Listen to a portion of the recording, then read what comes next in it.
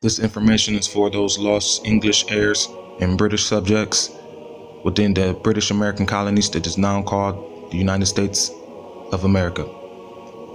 The truth has always been here, but it has been hidden by those who look like you and also those who don't look like you. But those days are over.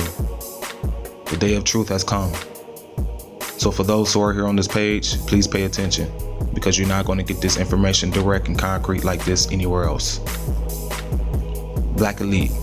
The black elite is any elite, either political or economic in nature, that is made up of people who identify as of black African descent.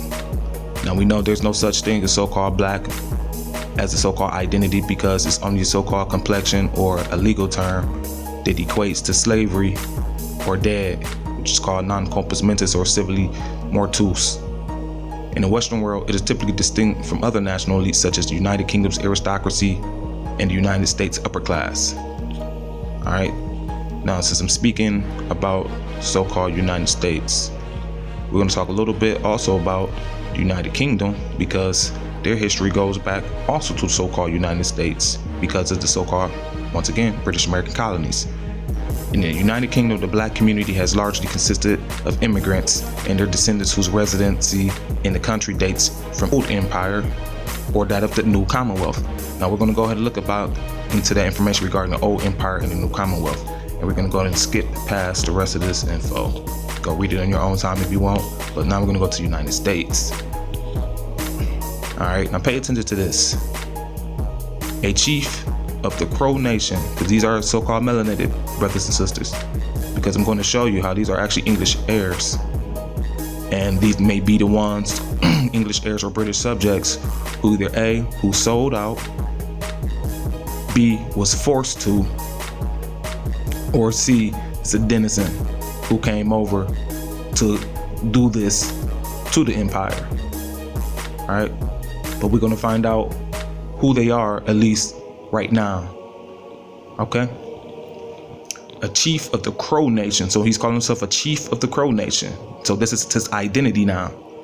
James Beckwith was the son of an American planter and his enslaved African American mistress. He's now regarded as the most important black mountain man in the history of the Old West. Pay attention to what I'm about to show you next.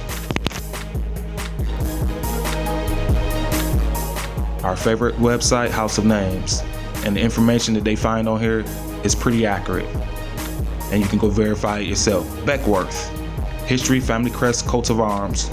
The origin available says England, and remember they said best mountain man from the West. In ancient Anglo-Saxon England, ancestors of the Beckwith surname lived at Beckwith in Yorkshire, parish of Pennell, and it is from this location that the name Beckwith is derived. The distinguished name Beckwith is derived from the Old English word beck, which means beach, and the Old Norse word bjord, which means wood. Thus, the surname Beckwith indicates the proximity of the town to a grove of beech trees. The name of Beckwith is said to have been changed from Malby in the 12th century. Early origins of the Beckwith family. Now pay attention. We're already showing you this is England. The surname Beckwith was first found in Yorkshire, where most of the Armigerous families of the name spring from. And Beckwith, a hamlet in the parish of Pennell in that county, is probably the cradle of the race. The Yorkshire poll tax rolls of 1379 include Willemus Beckwith, Willemus de Beckwith, and Johannes de Beckwith. Later records show Richard Beckwith in 1415 and Adam Beckwith, who was a freeman of York in 1423. Now we know only folks who were identified as so-called free men were who? So-called melanated people, black people. You see this? We're bringing it together, and we already showed and presented the proof that the Anglo-Saxons were originally dark folks, melanated people. So I don't want to hear any of you trolls come on here to try to be up here with your disingenuous insults because you're feeling guilty. Try to shame the true heirs, because we know who we are. The consciousness has returned. Like I said, you can continue to keep trying to play silly games on the folks, try to call us crazy, saying we need to take our medicine. We know when you're actually the ones that need to take your medicine because you forgot who you are. The world knows who we are. We know who we are. And if you choose to continue to keep playing these silly games, then guess what? You guys are going to be in what? The loony bin. Not us. You are. Amongst the Old West riding, here you go, the Old West riding of Yorkshire names, now less frequently represented is that of Beckwith, which was originally derived from a hamlet in that division of the county. The Beckwiths were a very numerous race, the main stock being settled at a very early period at Clint and Ripley, where it flourished into the close of the 16th century. The Beckwiths of Aldborough, during the 17th and 18th centuries, who belonged to the Clint stock, received this hamlet in the parish of Penal near Harrogate saw an exodus like many places in England in the 17th century. Remember, because a lot of folks left. Many settled in Boston, and the reason why? Slavery.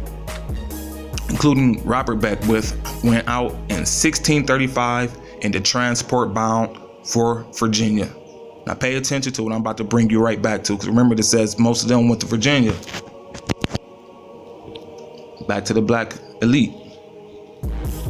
Here we have Langston Hughes. We're gonna go over his shortly. Author Ashe. Okay. It says in the north of the United States, many educated black people taking advantage of their relative freedom took part in the abolitionist and suffragist activities.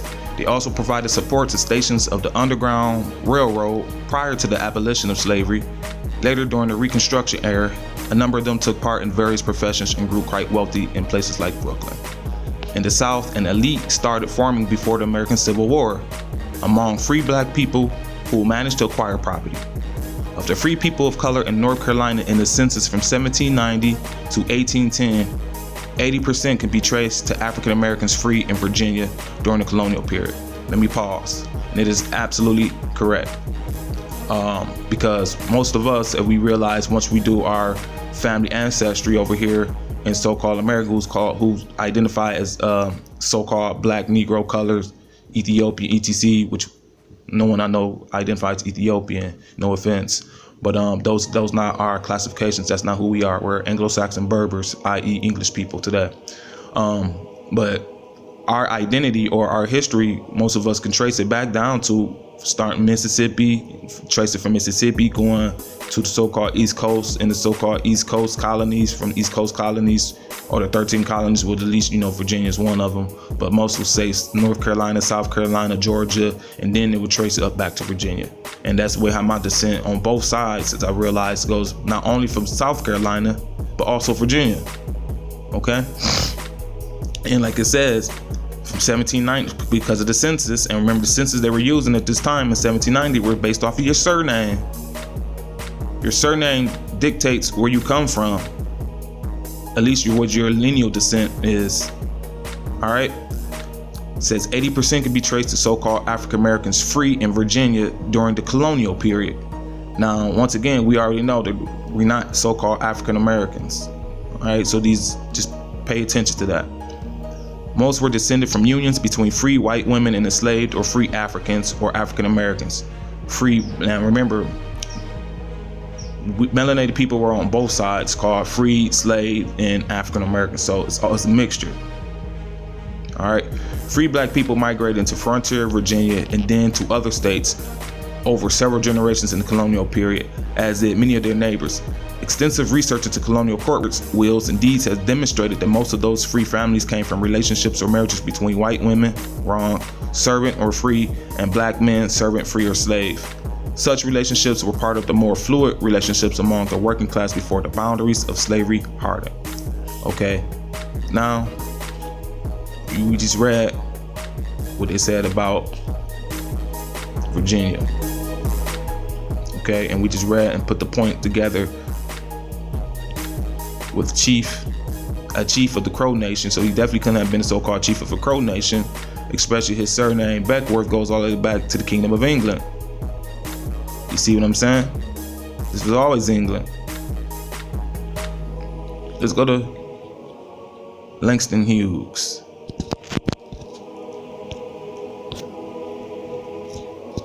You can do this stuff at home, folks. That's why it was created.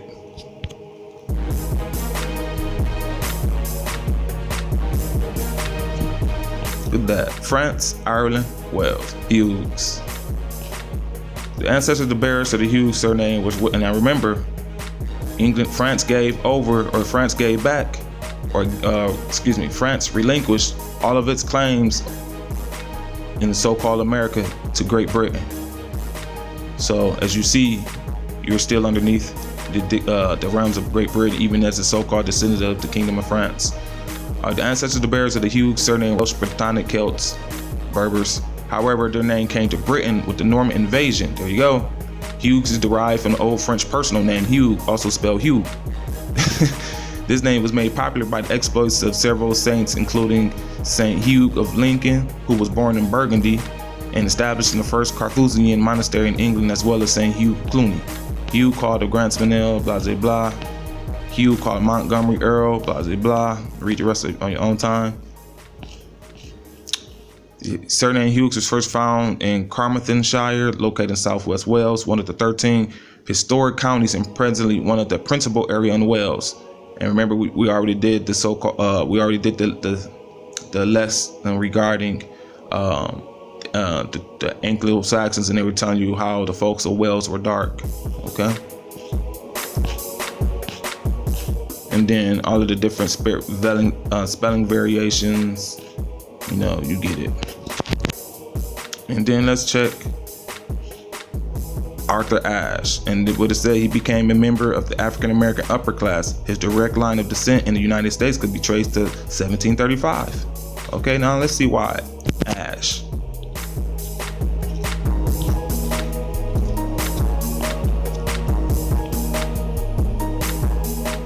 England.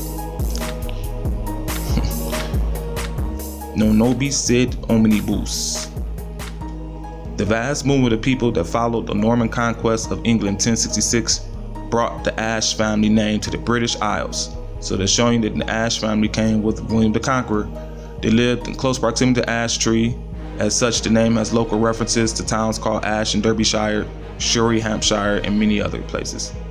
The surname Ashe was first found in the county of Devon in southern England. The first person to settle in the locality was Desaix Court, a companion of King William, Duke of Normandy, who landed in England in 1066. Remember, when the Conqueror brought the feudal system, because he worked for Rome, and was granted lands by his liege lord in the vicinity of Exeter.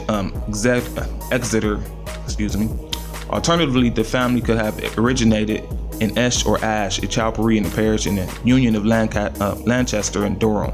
The manor gave name at a very early period to a family of considerable local consequence, who held the estate with little interruption from the middle of the 13th century. Okay. And read the rest of the stuff on your own time. But as we can see, just like they said, the Ashe family goes a little back to the time of William the Conqueror. And so there you have it, folks. As you can see, the so-called black can actually trace themselves going back to the Kingdom of England, Empire Great Britain. You have been lied to the whole entire life because you have been placed in bondage. Only way for you to come back home is through the Third Temple English Church of England. The de jure King of England has returned. His name is King Clifford Jefferson from your house of Plantagenet. Yes, Plantagenet is a French name, which shows you that we have not only French blood, our blood goes back to the Kingdom of France, but also goes back to the true Kingdom of Jerusalem, as well as the Kingdom of Alba, before it was taken over by Rome and renamed Scotland. And you see, as well as the Kingdom of England, which was considered Alba of the South. And all together, they're all called Albion, which they call today Great Britain. And Great Britain was a vast empire where the sun never set. Albion was the world. So love you. Check us out. And you're not going to get this anywhere else. Peace.